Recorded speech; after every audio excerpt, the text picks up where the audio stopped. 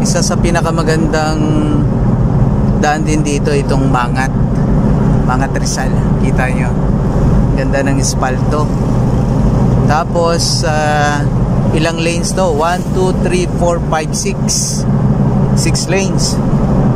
Kaya talagang malaki improvement ng mga daan dito sa Occidental Mindoro. Unlike before, talagang from Abra yung buhok at kilay natin ay nagiging brown.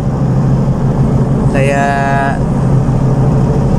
napakaganda ng pagbabago din pagdating sa infrastructure, lalo sa pagpapaganda ng ating mga highways. So shout out po sa mga taga-Mangat. Kung isa ka sa mga taga-Mangat, paramdam ka nga sa baba. So ganun din, agriculture din yung hanap buhay ng mga kababayan natin dito. Kabuhay yung mga magsasaka sa Pilipinas, lalo dito sa Mangat Rizal.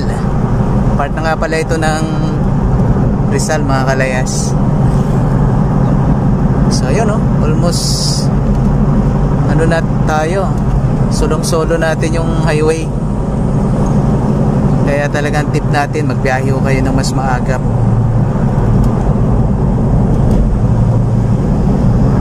Ayan, ito yung pinaka sentro ng Mangat Rizal.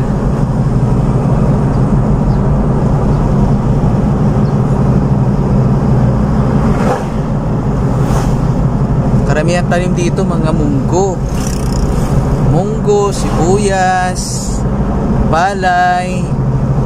Yan yung mga tanim. Then yung iba kamote. So problema nga lang, talagang umaatake talaga yung ngayon, yung sobrang init. So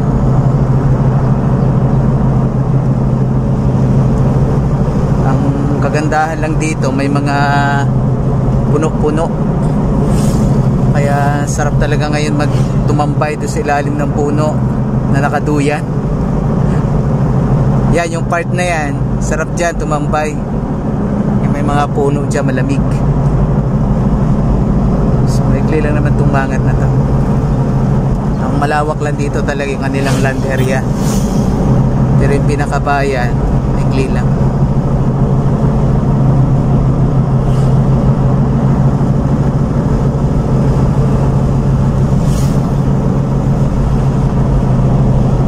Okay, so sa mga taga-Mangat Rizal, kung napanood nyo itong video na to, para sa inyo ito, sa mga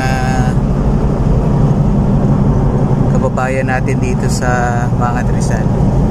Ang lawak din talaga ng palayan dito, makikita nyo, halos walang hangganan ang palay dito sa Mangat Rizal.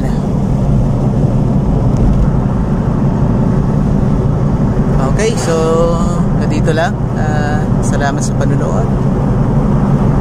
Thank you, kalayas. See you.